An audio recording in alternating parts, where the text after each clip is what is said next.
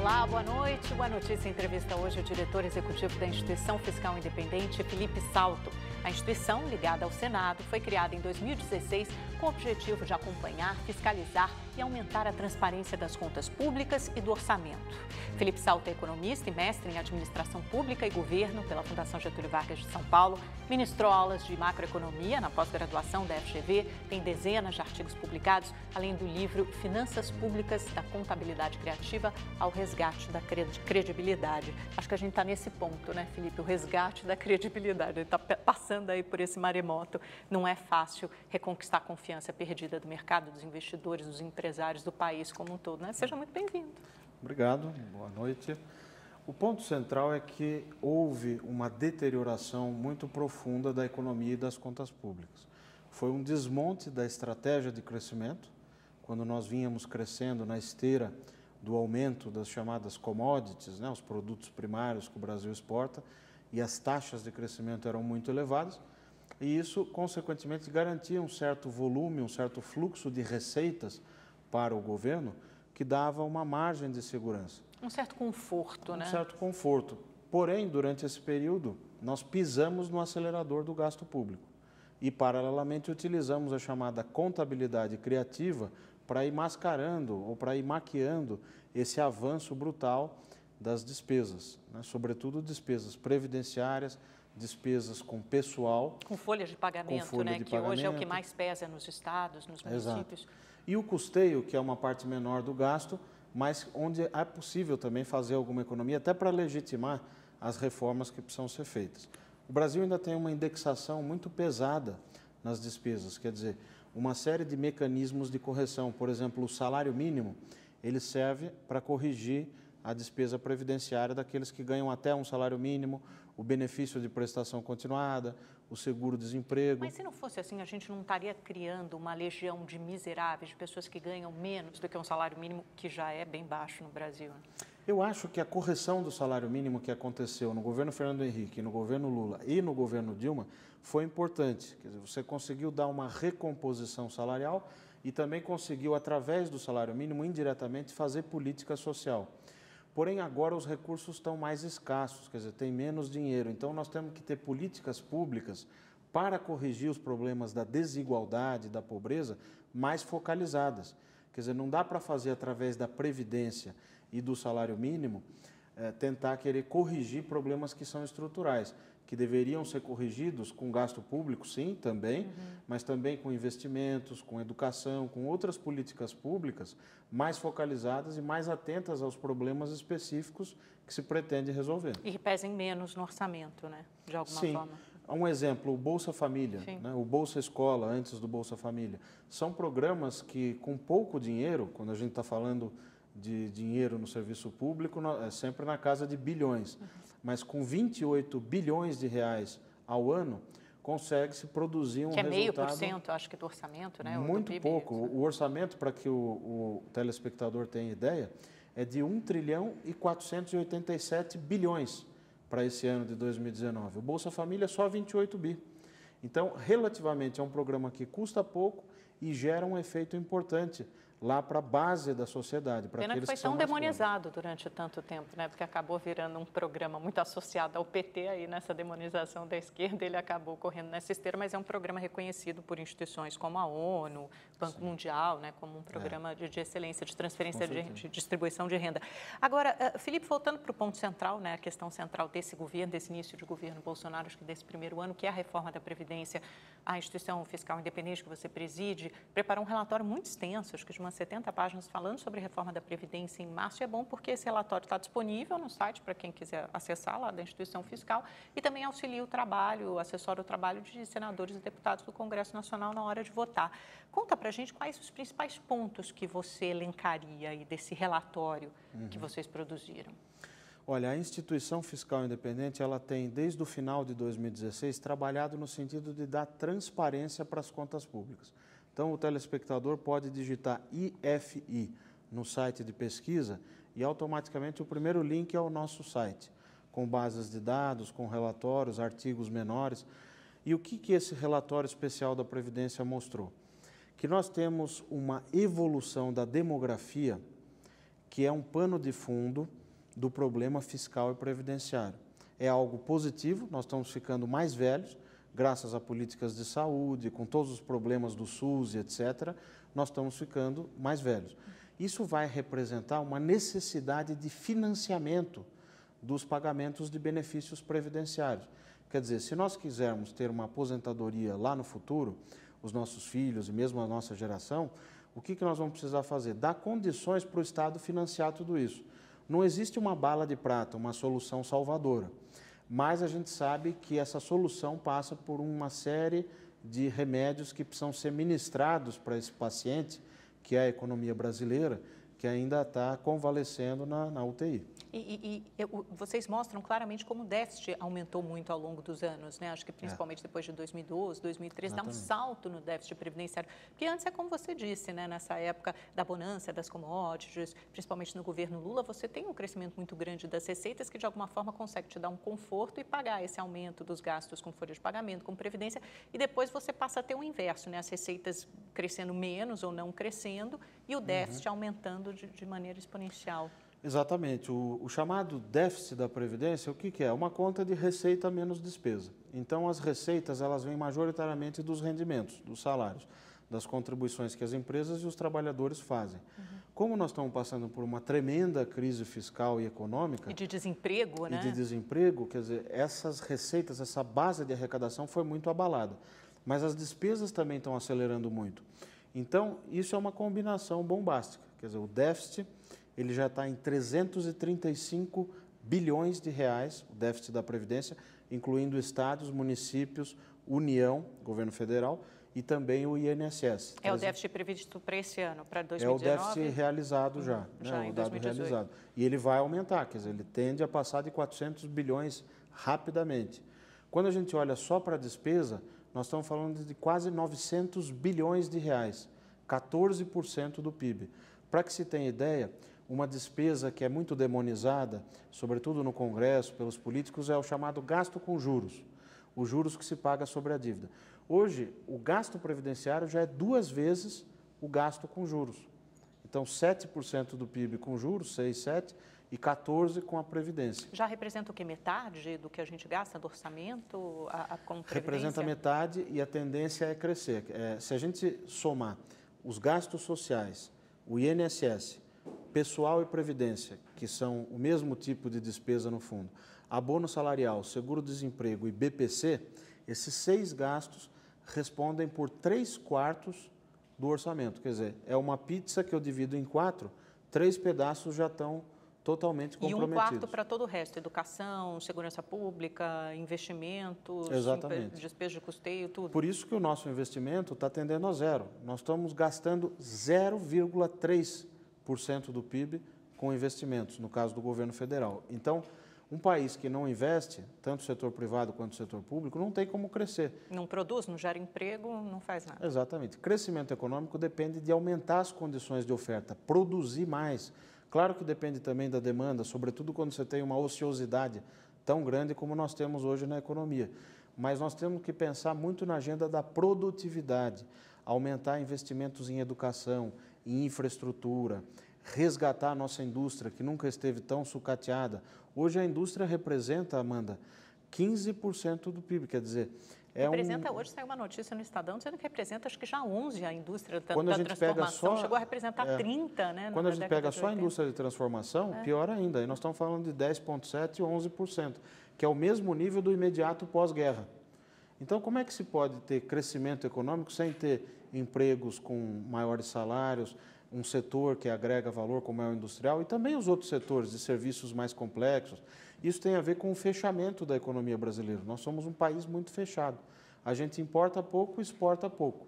Um país em si mesmado. Então, nós temos que ter uma política externa voltada para acordos comerciais, para aumentar as exportações de maior valor agregado. Que também é um dos pontos da agenda do Paulo Guedes, né, da agenda econômica, essa abertura comercial. E que, se ele conseguir avançar, vai sim produzir um efeito sobre o crescimento e, em última instância, também sobre as contas públicas. Agora, Felipe, tira uma velha dúvida, uma questão que sempre volta à baila na discussão da Previdência, principalmente na voz dos representantes da esquerda, é de que a Previdência não é deficitária. Se você juntar todas as contas lá naquele Seguridade Social, que inclui não só a Previdência, mas alguns outros gastos com assistência social e acho que com saúde também, se não me engano. Então, essa conta não seria deficitária. Como você responde a essa crítica? Olha, isso também no nosso relatório nós nos dedicamos a fazer essa conta para mostrar definitivamente que isso é um mito. Assim como outros que foram sendo vendidos por quem é contra, se discutia até esse tema da Previdência. O que acontece? Quando a gente pega a Seguridade Social, que é a Previdência, mais saúde, mais outros gastos sociais, você tem um déficit de 4,1% do PIB. 4,1% do PIB. Então, um pouco menos do que a Previdência, só a Previdência, né? Quando a gente inclui a Seguridade, é até um pouco menor, porque a Previdência total, incluindo estados e municípios, nós estamos falando de 5,1% do PIB de déficit. A Seguridade, mas aí olhando só para a União, 4% do PIB. Quando a gente inclui a chamada DRU, que é a desvinculação das receitas da União, que é o argumento dos críticos, você desvincula receitas da Seguridade, aí ela fica deficitária. O que acontece? Esse déficit de 4, ele vai para 2, 2,5. Então, continua havendo déficit, mesmo quando você pega essas receitas que vão para pagar outras despesas e joga de novo na caixinha da Seguridade. Então está resolvido o problema? Não, porque continua sendo um déficit e essas receitas que você desloca de uma caixinha para outra, elas produzem um rombo lá na outra caixinha, na outra conta. E no final elas saem do mesmo bolso, do contribuinte. Do mesmo bolso. Né? Então você ficar tirando de um lugar e pondo em outro é uma questão contábil, que não resolve o problema. Né? Na verdade, nós temos um déficit, no caso da União, sem contar os juros, né? Um déficit primário que deve ficar em 139 bilhões de reais. É o quanto você gasta, já computando as receitas, então receitas menos despesas, quanto falta? 139 bi. Então, esses remanejamentos, eles podem servir para retórica política, mas quando a gente vai ali fazer a conta, fica claro que eles não resolvem o problema. E a lógica de que a população está envelhecendo, que a gente tem um problema demográfico, continua existindo. A reforma da Previdência foi feita, acho que em todos os lugares do mundo, né? Praticamente Sim. todos os lugares do mundo. No Brasil, a nossa população também envelhece, não seria Com diferente, certeza. né? Não são recursos inesgotáveis. Claro. A gente sabe que o regime de aposentadorias no Brasil é uma fábrica de desigualdade, né, Felipe? Conta pra gente um pouco qual é a média da aposentadoria em cada regime, no INSS, no regime próprio, né, dos servidores públicos e também dos militares, se a gente puder Eu separar. gosto muito de comparar a média do regime geral, R$ 1.400, do média, INSS, né? Do INSS, lembrando que você tem um contingente grande de pessoas, milhões de pessoas ganhando só um salário mínimo. Menos que Ou seja, isso, menos que R$ 1.400. Menos de R$ 1.000. Né? Como tem gente que ganha, por exemplo, 5 mil, outros ganham 2.000, 2.500, então na média nós estamos falando de R$ 1.400. No Legislativo, por exemplo, nós estamos falando de R$ 27.800. Então, essa relação é de quase 20 vezes de diferença.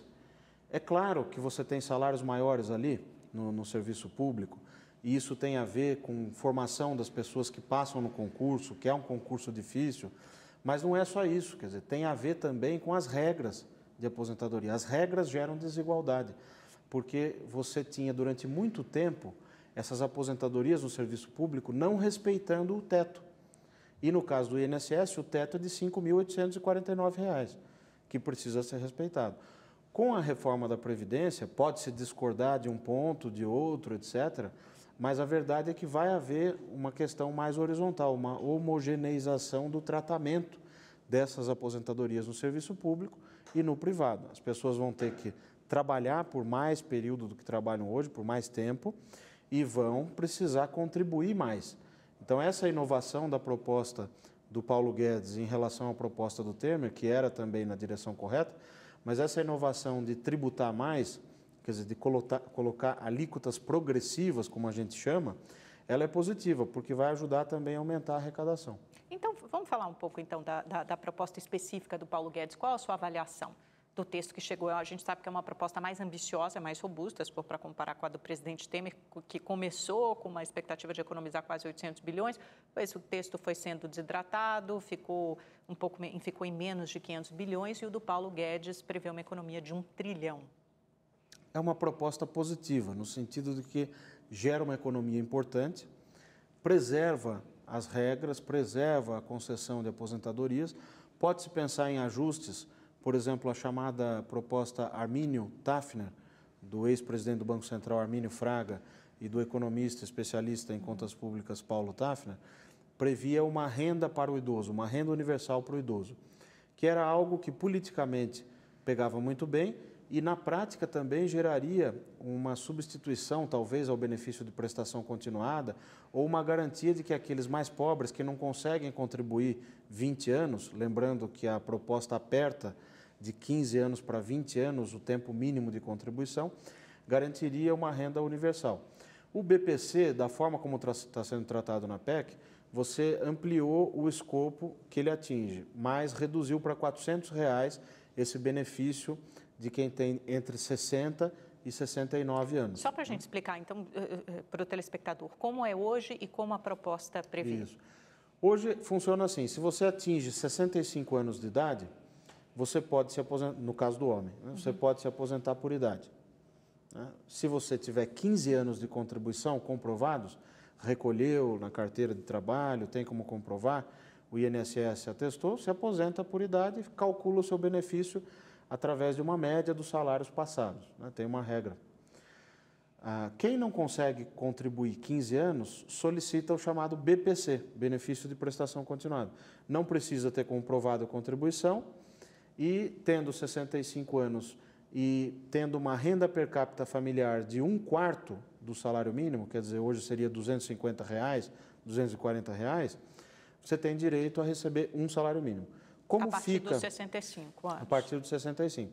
Com a nova regra, esse direito ao salário mínimo vai passar a ser só a partir dos 70 anos, e não 65.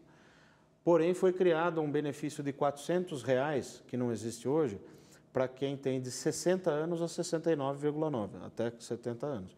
Então, esse benefício, nós calculamos lá na Instituição Fiscal Independente, que ele poderia ser de até R$ 520, e não 400, para que o efeito fiscal, o efeito nas contas públicas fosse zero, fosse nulo. Então, há uma margem de negociação que provavelmente vai ser explorada no Congresso. O que se ouve dizer de políticos de lado a lado é que essa mudança no BPC não vai avançar.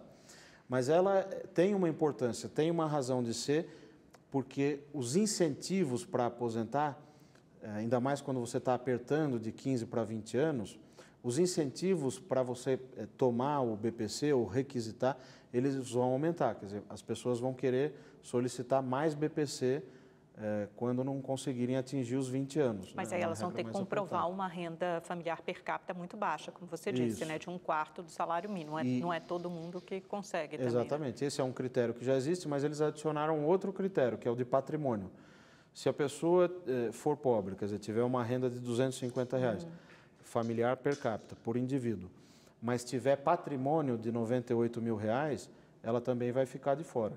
Então, foi adicionado também mais um critério, que é um critério, digamos, rigoroso. Né? Qual o impacto fiscal do BPC na reforma? Porque é muito impopular, acho que é o ponto mais combatido de todos os lados, né? Não só pela esquerda, mas pela própria direita. Há muita dificuldade em aceitar esse ponto, porque parece, de fato, um ponto que pune a população mais pobre e vai contra o discurso de que a Previdência tem que ser mais igualitária e punir principalmente os privilégios.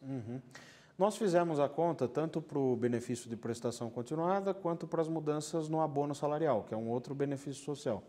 A soma do efeito desses dois é de 178,9 bilhões em 10 anos. Só o BPC seria algo como 28,7 bilhões. Isso, como a gente fala em economia, em termos correntes, quer dizer, sem fazer nenhum tipo de correção pela inflação. Então, não é tão representativo assim em vista da reforma global, né? De fato, não é tão representativo. O que precisa ter em mente é que esses 28,7 bi, eles mantêm todos os outros fatores constantes. Quer dizer, é um efeito isolado da mudança do BPC. Então, se retirar isso da reforma, 28,7 bi em 10 anos a menos. Porém, é preciso lembrar que, mantidas as regras atuais do BPC e aprovadas as novas regras de aposentadoria mais duras, pode haver uma tendência de um aumento da demanda dos requerimentos do BPC, o que pode gerar um aumento nessa despesa. Ou seja, esses 28 bi pode representar um número maior no futuro. Pode representar um número maior. Lembrando também que as pessoas podem fazer cálculos antes de chegar aos 65 anos ou 60 anos. Ao longo da vida elas vão pensar, olha, se existe o BPC que não demanda ou não requer tempo de contribuição nenhum, então para que eu vou contribuir no mercado formal? Esse incentivo perverso pode também afetar as receitas da Previdência. É muito difícil fazer essa conta. É um incentivo à informalidade, talvez. É um incentivo à informalidade. Então, você não tratar do BPC na reforma é também um caminho perigoso. Seria bom que isso fosse discutido democraticamente. Se a regra está muito dura, R$400 é muito pouco, 70 anos é muito. Então, esses parâmetros podem ser... Fazer um ajuste. Claro. Entendi. Mas é quase uma maneira pedagógica, né, de incentivar as pessoas a contribuírem. Foi isso que o Rogério Marinho, secretário especial da Previdência, falou bastante, né, ao longo dos discursos. Na verdade, Amanda, nós temos um país que ainda tem uma precariedade muito grande no mercado de trabalho. Nós não vamos conseguir corrigir isso com a Previdência.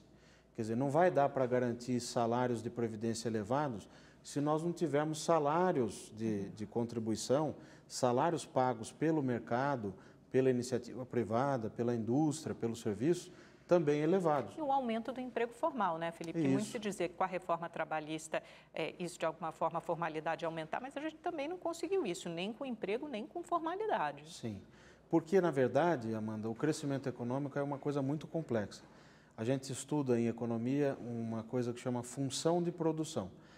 Quer dizer, como que a gente gera crescimento econômico. Essa função, uma equação matemática, ela depende de investimento, depende de máquinas e equipamentos, depende da produtividade, depende do ímpeto do empresariado para investir. Bom, a gente não tem nada disso, então está explicado. Então as coisas estão muito difíceis. Agora, Felipe, voltando para os pontos, eu acho que causam maior divergência e uma repercussão negativa da reforma da Previdência, o outro é a aposentadoria rural. Né? Na reforma do Paulo Guedes, aí uma decisão de que os funcionários rurais têm que contribuir com R$600 por ano, né? O que para a agricultura familiar, principalmente para as famílias mais pobres, representaria muito, né? Seria mais ou menos R$50 por mês. Esse é um outro ponto que também enfrenta bastante resistência do lado da direita e da esquerda e pode cair.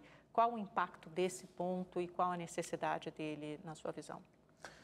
Há uma série de problemas na aposentadoria rural, inclusive fraudes, né? Porque que você é o principal, né? Fraude.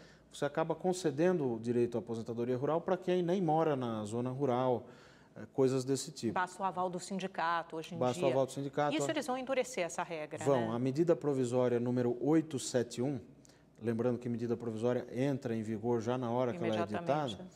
Então, ela já trata um pouco disso, porque ela proíbe que os sindicatos fiquem emitindo esses certificados sem uma comprovação, sem uma avaliação técnica, etc., etc.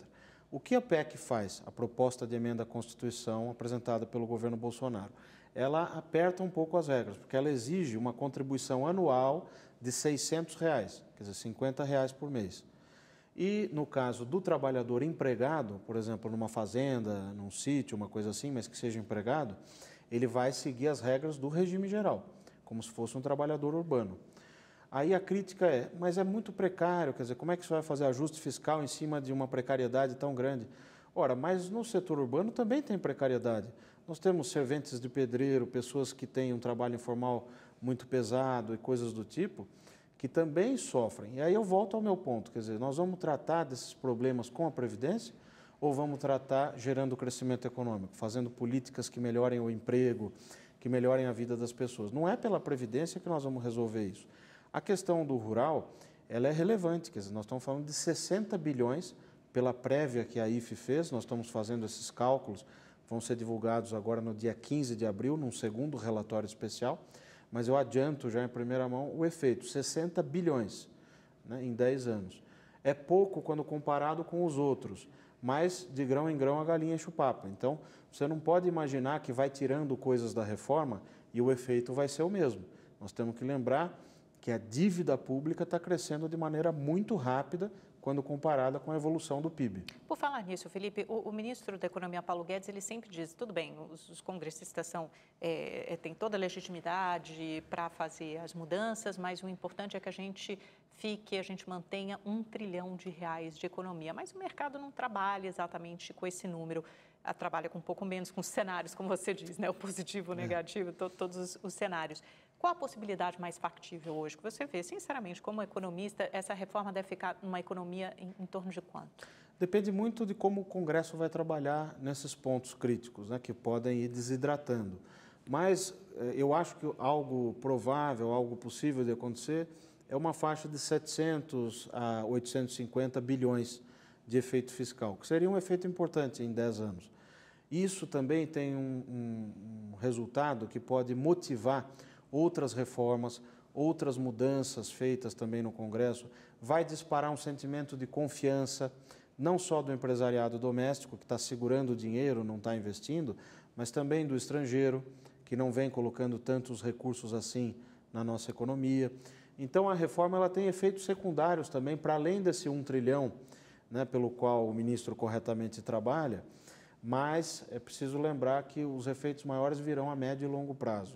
Né? Não existe uma varinha de condão que basta tocar e os problemas todos se resolvem. A Previdência sozinha não resolve os nossos problemas estruturais. Ela é uma condição necessária, mas não suficiente. A reforma não pode ser abaixo de quanto? Essa economia não pode ser menos de quanto?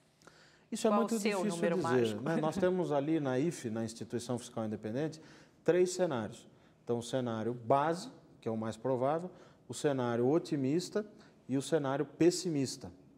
No cenário pessimista, a dívida pública chega em 100% do PIB entre 2029 e 2030. Mas isso é se não for feita nenhuma reforma. Se não for feita a reforma. No cenário base, a gente tinha contemplado os efeitos da última proposta do governo Temer, algo como 600, 700 bilhões. Só que ela não era suficiente para estabilizar. Você precisaria tomar outras medidas. Se o Congresso conseguir entregar algo como 800, 850, isso não vai ser suficiente, mas vai ajudar bastante nessa tarefa fiscal, nessa tarefa de reorganizar as contas do governo.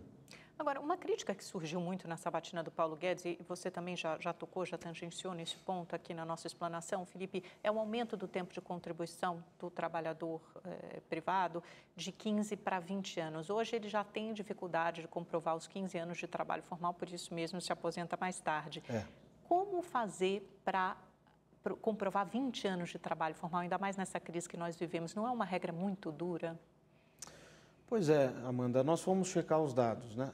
As concessões de aposentadoria, não o estoque de aposentados, as novas concessões de 2016 para cá, a média de tempo de contribuição, surpreendentemente, está em torno de 20 anos. Quer dizer, no caso do homem, 21 anos, no caso da mulher, 19. Então, as pessoas já acabam trabalhando mais do que 15 anos, já conseguem... Mas esses são os salários maiores ou são aqueles que recebem um salário mínimo? Na média. Os que representam um salário mínimo, eles acabam tendo que aposentar um pouco mais tarde. Na média, nós estamos falando de 20 anos. Por que isso acontece? Porque as pessoas olham, fazem contas, entram lá no aplicativo Meu INSS, que está disponível para todo mundo fazer suas contas, veem quantos pontos faltam, calculam quanto vai ser o salário, vou trabalhar um pouco mais. Muitos têm essa possibilidade, outros não têm. Quando você aperta de 15 para 20 anos, é evidente que isso vai gerar efeito. Não se deve negar isso. Quer dizer, vai gerar um efeito importante, vai exigir um esforço da sociedade, mas é preciso ser feito. Quer dizer, você precisa caminhar nessa direção para que a gente consiga voltar aos trilhos do crescimento econômico. O que não pode é fazer só isso. Quer dizer, precisa começar a cortar também os excessos do andar de cima. Quando a gente olha o custeio da máquina pública, tem 21 bilhões de reais. Em termos absolutos é muito dinheiro, claro que em termos relativos não, né? 1 trilhão 487 bilhões de reais no orçamento, 21 bi é custeio. Mas por que não cortar 1/3 disso? Nós estamos falando de 7 bilhões. São excessos, são pessoal ali excedente que pode ser cortado, terceirizados, gastos com combustível, carros oficiais, tudo isso, né, entra nesses 21 bilhões. Fazendo esse corte, não resolve o problema, mas legitima as mudanças maiores que precisam ser feitas e que dependem da sociedade, que dependem da população da classe média baixa e da classe alta. Quer dizer, todo mundo vai ter que pagar um pedaço dessa conta. Essa é a verdade. Por falar em todo mundo pagar um pedaço dessa conta, caiu muito mal a Previdência dos militares, que chegou no Congresso um mês depois, e junto com a Previdência eles vão fazer um esforço maior para se aposentar, mas em compensação haverá uma reestruturação da carreira, e aí o saldo positivo fica acho que em 10 bilhões de reais, né? Perto de uma economia de 1 trilhão de todos os outros servidores, os militares contribuem com apenas 10 milhões dessa fatia do bolo. É muito pouco, né? No sentido de dar o exemplo, fica comprometido. A política tem razões que a própria razão desconhece, né? Porque essa questão dos militares deveria ter sido tratada de outra forma. Se fosse só os 90 bilhões, 97 bilhões com a reforma, as pessoas aceitariam bem. Claro, é um décimo, né? Agora, do veio junto o programa de reestruturação, que é uma questão de cargos e salários. E isso foi um erro retumbante, né? Um equívoco retumbante. É uma questão política conduzida, a meu ver, né, pessoalmente, não a opinião da instituição fiscal independente, mas do economista Felipe Salto, do cidadão Felipe Salto, é que isso foi um erro político. Né? Dá para corrigir ainda? Dá. Você pode retroceder, mas vai ser muito difícil. Agora que o bode já está no meio da sala, você já deu um passo importante, os militares reagiriam muito mal. Então, foi um erro... Fica nas mãos do Congresso, né? O Congresso pode prejudicou, foi um tiro no pé. Não é algo que vai comprometer a possibilidade de aprovar a reforma, mas dificultou. Quer dizer, a gente poderia ter passado sem essa dificuldade. Outra dúvida grande é sobre a capitalização. Né? Até o próprio presidente Bolsonaro disse que se houver muita resistência, se o Congresso não quiser, pode derrubar esse ponto da capitalização, que acaba sendo um ponto, acho que ali colocado muito por pressão do próprio Paulo Guedes. Ele acredita na capitalização. Você acredita? É viável para o Brasil na atual conjuntura econômica? Sim, porque nós estamos mudando muito a tecnologia que é empregada na produção. Nós vamos ter uma economia daqui 20, 30 anos que vai ser totalmente diferente dessa que a gente conhece hoje, muito baseada em mão de obra. Então, toda a receita da Previdência, que vem muito dos rendimentos, dos salários, vai precisar ter outros tipos também de fontes. A capitalização, se for bem implementada, combinada com o regime chamado de repartição, que é o regime tradicional que a gente tem hoje, ela pode ajudar sim. Qual o problema da PEC? É que ela só dá linhas gerais. Pela leitura do texto da PEC, da proposta de emenda à Constituição, a gente sabe basicamente uma coisa, que vai ser um regime de contribuição definida. Então, eu ganho R$1.000, eu vou contribuir 5% ao mês de R$1.000, né? R$50 por mês, e essa vai ser a minha contribuição. Eu não sei... É uma poupança individual, né? Só para a gente explicar para nós. Hoje em dia, todo mundo contribui para o mesmo bolo e aí, à medida que você vai se aposentando, os ativos, as pessoas que ainda estão trabalhando, pagam para aquelas, pelos inativos, pelos aposentados. E a capitalização, ao contrário disso, não. Eu, Amanda, vou contribuir só para a minha poupancinha na minha aposentadoria. Quando eu me aposentar, eu vou viver daquilo que eu contribuí a vida toda. Muitos telespectadores têm a chamada previdência privada. Privada, é uma coisa parecida. É similar, quer dizer, você vai pegando, então, você ganha R$1.000, vai pegando R$50 todo mês e vai depositando numa conta, né, que vai ter rendimentos, você vai ter gestores que vão tomar conta desse dinheiro, e lá na frente, quando você for se aposentar, vai ser calculado o seu chamado salário de benefício, a sua aposentadoria. Agora, isso é o que se sabe até agora, então o governo precisa detalhar mais como é que vai ser isso, como vai ser a lei complementar que vai regulamentar esse regime, como é que isso vai conversar com o regime de repartição. Até porque tem um custo de migração, de transição de um regime para o outro, né? Se a gente já tem um déficit grande na Previdência, todo mundo contribuindo para o mesmo modelo que é da repartição, imagina se as pessoas que entrarem agora no mercado de trabalho ou que já estão, passarem a contribuir para um regime de capitalização. Elas deixam de contribuir para o repartição, o rombo nesse de repartição vai aumentar. Como é que se financia isso? Porque o regime de repartição é um regime, de certa forma, solidário, né? Eu que estou na ativa, o percentual que eu contribuo, a contribuição previdenciária que sai do meu salário, vai para pagar a pessoa que está aposentada. Então, ela está aposentada porque ela adquiriu o direito ao longo de toda a vida. Então, é um regime solidário. Quando eu instituo a capitalização, você tem toda a razão, vai haver uma transição aí que vai retirar dinheiro do regime atual e vai jogar dinheiro no outro regime de capitalização. Então, abre-se um rombo que precisa ser bem equacionado. Você precisa tratar isso de uma maneira adequada. Mas isso devia ser mais transparente, né? Ninguém tem uma resposta para isso. Devia. Até agora, o Ministério ainda não explicou bem isso, né? Precisa mostrar como é que vai ser feito. O diabo mora nos detalhes, né? Então, uma coisa é concordar com a tese geral de que você precisa de mudanças, precisa de uma capitalização combinada com a repartição. Outra coisa é ser a favor de algo que ainda não foi detalhado. Mas por que a capitalização é melhor do que a repartição, se a gente fizer a reforma da Previdência? Não é que ela é melhor, é que as mudanças no mercado de trabalho e na fonte de recursos de arrecadação, que eminentemente hoje é o salário, elas vão mudar. Quer dizer, você vai ter a adoção de robôs, de técnicas, equipamentos na economia que vão reduzir fortemente esse bolo, essa massa de recursos que hoje financia a Previdência. Então, a capitalização, através de um incentivo individual, pode ajudar a compensar um pouco essas mudanças estruturais. Você não corre o risco, porque hoje, enfim, um grande exemplo de capitalização é o Chile, e aí os críticos dizem, mas tem aposentadorias abaixo de um salário mínimo e os empresários não contribuem, como acontece hoje no modelo de repartição. Como é que faz para resolver esses dois problemas? Sim, essa é uma crítica parcialmente válida, porque na proposta de emenda à Constituição não está prevista a chamada contribuição patronal. Quer dizer, o patrão não necessariamente vai contribuir. Naquele nosso exemplo, se o indivíduo ganha R$1.000, contribuiu com R$50, não está explicado se vai haver também R$50 do patrão, ou R$100, ou R$20. Então, a contribuição patronal não se sabe, é uma incógnita se vai ter ou não. No caso do Chile, foi uma coisa muito radical, é o regime de capitalização pura. Então, como ainda tinha muita informalidade, muita gente pobre, muita desigualdade, muitos chegaram à velhice sem ter tido uma contribuição suficiente para ter um salário digno, para conseguir comprar remédio, para conseguir se alimentar, comprar roupas, etc. Esse é o que nós precisamos aprender, o risco que precisa ser evitado. Agora, não pode demonizar a capitalização só pelo exemplo do Chile. Uma série de outros países desenvolvidos adotaram esses regimes, como a Alemanha, por exemplo, e funcionou. Agora, de novo, nós não podemos querer resolver com a capitalização, ou com a repartição, ou com a previdência, problemas que são da nossa economia. Nós temos ainda uma renda per capita, uma renda por habitante, Amanda, que é de 1/4 da renda dos países desenvolvidos. Então, você pega a renda por habitante dos desenvolvidos, divide por 2 de novo, é a nossa. Então, nós estamos muito distantes, uma desigualdade ainda muito grande. O nosso objetivo primordial é crescer, crescimento econômico. Isso depende de uma agenda ampla, uma agenda grande de abertura comercial, produtividade, investimentos, educação.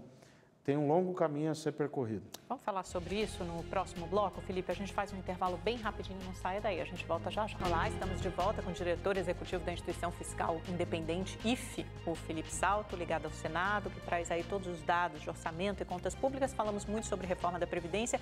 Antes de falar dessa agenda de crescimento, Felipe, queria rapidamente falar sobre estados e municípios. Também serão bastante impactados por essa reforma, né? Eles vão ter que fazer uma reforma adicional nos estados ou essa reforma já contempla também a situação deles? Essa é uma excelente pergunta, porque eu costumo dizer que a crise fiscal dos estados e municípios é mais grave e profunda do que a da União. Exato. Porque eles têm menos instrumentos para lidar com a crise. E eles não conseguem se financiar tanto quanto a União, né? Sim. A União vai lá e emite um título da dívida, toma dinheiro do mercado. Então, vai fazendo déficit atrás de déficit, porque não respeita uma regra chamada regra de ouro, que está na Constituição. Essa regra, em tese, deveria significar o seguinte: você só pode fazer dívida se for para investir. Tomou R$1 emprestado, tem que ter R$1 de investimento. Só que nós não respeitamos essa regra. Então, a União tem uma liberdade muito grande para aumentar a dívida. Claro que tem um custo, né? Os juros, o pagamento de juros que o mercado exige, etc. Mas os estados e municípios, eles sempre ficam dependendo do Senado Federal para aprovar os empréstimos que eles desejam fazer. Eles têm que ter uma classificação de risco A ou B para conseguir tomar esses empréstimos, né? Mesmo quando se trata, sobretudo quando se trata de empréstimos estrangeiros. Então, essa PEC, a proposta de emenda à Constituição, trouxe algo positivo para os estados e municípios, porque ela diz o seguinte, que vai haver uma alíquota extraordinária de contribuição previdenciária, que tanto a União, quanto os estados, quanto o município vão poder cobrar para equilibrar os seus déficits previdenciários. Então, vamos dar um exemplo. São Paulo, se ele comprovar que ele tem um déficit na previdência financeiro e tem um déficit atuarial, quer dizer, ao longo do tempo, projetado para os próximos anos, ele pode lançar mão de uma alíquota extraordinária em cima dos servidores. Ou seja, os servidores passam a contribuir com mais para financiar aquele déficit na Previdência. Várias assembleias aprovaram isso, né? De 11% para 14% a contribuição. Só que o peso fica menos no governador e fica mais na União, porque vindo uma PEC, uma proposta de emenda à Constituição, o governador pode falar, olha, não sou eu que estou sozinho pedindo isso, está vindo de cima. Então, politicamente, ajuda também a você avançar no ajuste fiscal no âmbito regional, quando vem uma coisa de cima para baixo.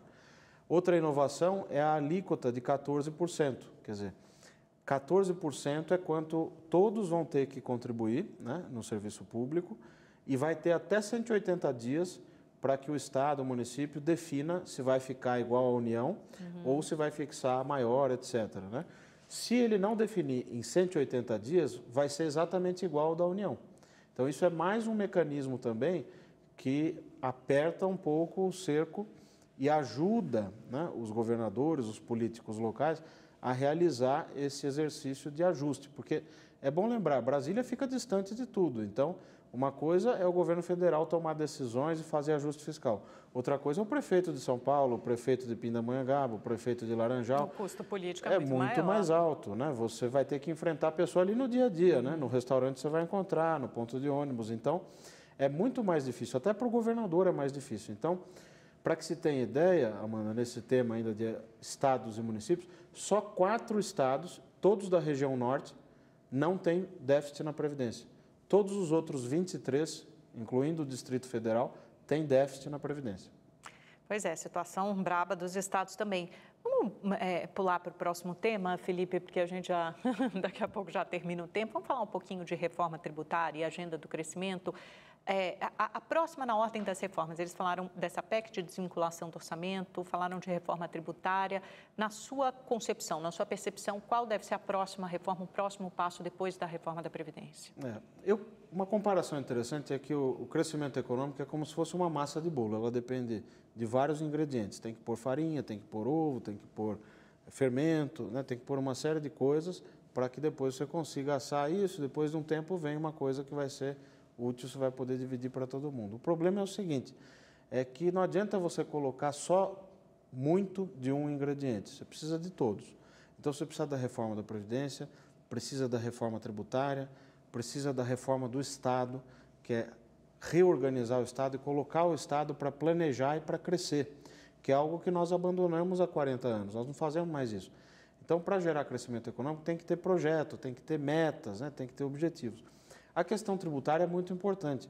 Tem um relatório do Banco Mundial, que traduzindo para o português é Facilidade de se fazer negócios, o Doing Business, que mostra que nós somos o país lanterninha em termos de qualidade de matéria tributária, porque as empresas gastam um monte de horas só para apurar e pagar os impostos. Então, não é nem uma questão do tamanho da carga, mas a complexidade dessa carga tributária. É uma carga de 32%, 33% do PIB e que não é compatível com o nível de renda, de produção que nós queremos ter, que nós precisamos ter. E com os serviços que a gente recebe em troca, né, em termos de saúde, educação, segurança pública. Agora, a proposta no Congresso, é porque se discute muito do economista tributarista Bernardo Apig, né, que é um dos grandes conhecedores dessa matéria tributária no país, que é de reunir os 5 impostos em um só, né, uma espécie de impostos de bens e serviços, outros falam em IVA. Isso é eficiente? Seria a maneira mais fácil de fazer essa reforma? Essa proposta de unificar os tributos é boa, na teoria. O problema é que lá no Congresso vai gerar muita disputa, porque é natural que seja assim. Você vai unificar o ICMS, que é um imposto estadual. E é o principal, E é o principal imposto do país, né, o principal tributo, e que hoje é comandado pelos governadores. Então, você tem 27 estados, incluindo o Distrito Federal, tem 27 legislações diferentes. O mesmo copo de água que é produzido em São Paulo ou em Fortaleza pode ter alíquotas diferentes, né? E isso significa uma confusão tributária. Unificar é muito positivo, né? A dificuldade vai ser política, porque na hora de repartir esse bolo, né, como é que vai ser feita essa partilha? A proposta do economista Bernardo Apig propõe uma transição longa, né, de várias décadas, para que se consiga ajustar isso, garantindo os percentuais que os estados já têm hoje. Isso pode ser uma forma de neutralizar essas pressões políticas. Agora, sim, a agenda da reforma tributária passa, num primeiro momento, pela simplificação. Até porque, simplificando, unindo esses impostos, você pode gerar mais atividade econômica, mais estímulo para o investimento, mais produção. As empresas ficam com um fardo fiscal menor. Antes do nosso pinga-fogo, eu queria uma avaliação sua do governo Bolsonaro, principalmente do ponto de vista da agenda econômica e também um pouco como a política interfere na boa ou má execução dessa agenda econômica e o que está previsto, o que você acha factível e urgente fazer nesses próximos 4 anos? Aos trancos e barrancos, o governo conseguiu definir a prioridade, que é a Previdência. Se você conversar com 10 especialistas em contas públicas, estejam ou não em instituições públicas, como é o meu caso, eles vão dizer, sim, a Previdência precisa ser discutida, você precisa dar um equacionamento, um equilíbrio para isso, porque é o principal gasto, né? E ele vai crescer. Então, não é demonizar quem recebe aposentadoria, não é demonizar o servidor público, não é nada disso, é discutir como que vai financiar essa despesa ao longo dos próximos anos. Isso foi correto. Agora, o governo está muito dependente de uma coisa só, né? Ele precisa ter uma agenda que vá além disso, né? Que vá também para a questão comercial, como que nós vamos expandir nossas exportações, né? Com Você acha acordos. que isso não está claro ainda? Porque durante Ainda a não tá campanha claro. e no governo de transição falou-se muito também. Falou. O Paulo Guedes falava muito em abertura comercial, né? Teve essa viagem agora para os Estados Unidos. Me parece que está um pouco ideológico demais e prático de menos, né? Precisa de medidas concretas, não importa se Mas do lado que esquerdo. medidas concretas? Por exemplo, acordos comerciais. Nós estamos parados nessa matéria há anos e anos. A gente fica muito amarrado, atrelado ao Mercosul também. Sim, tivemos avanços em algumas coisas no governo Temer, mas em termos de resultado prático de exportações, nós precisamos caminhar muito ainda. E que mais, além da abertura comercial, que outras Agenda da agendas são produtividade, importantes? que aí é uma agenda que você tem aí estudos publicados sobre isso. A gente está estagnado há uns 20 anos. A produtividade está estagnada e ela não vai aumentar enquanto nós não investirmos pesadamente em educação. Porque nós cuidamos muito, né, ainda que se possa criticar, mas cuidamos muito do ensino superior. O ensino médio e o ensino básico ficou ao Deus dará. Então é hora de a gente repensar essa agenda social que tem a ver muito com a agenda da educação. Bom, a gente acabou de ter 3 meses de apagão e agora temos um novo ministro, né? Sim. Vamos ver como ele se sai. Essa área também está muito ideologizada, na sua visão? Acho que sim, não só de agora, né? De há muito tempo. A lógica de se investir muito no ensino superior e deixar de lado o ensino básico, isso nos prejudicou muito, né? A gente precisa inverter um pouco isso, precisa dar conta de arranjar recursos para essa área. Saúde e educação são áreas que necessariamente vão precisar de muitos recursos. Nós estamos gastando muito com pessoas que já estão numa idade avançada e gastando muito pouco com as crianças. Será que não é uma hora de reequilibrar um pouco isso? Que foi bem o que o Paulo Guedes falou, né, naquela sessão ele na tem CCJ. razão nesse ponto. Felipe, vamos para o nosso pinga-fogo, momento final da nossa entrevista. Maior desafio do Brasil na economia? Crescimento econômico. Déficit primário? Déficit primário é uma variável que nós usamos durante muito tempo, superávit ou déficit primário, mas é preciso ter em conta que o resultado nominal, aquele que inclui os juros, também é muito importante. A gente só vai resolver isso quando conseguir reduzir fortemente os nossos juros, inclusive lá na ponta, né? E para isso tem que fazer o ajuste fiscal. Juros?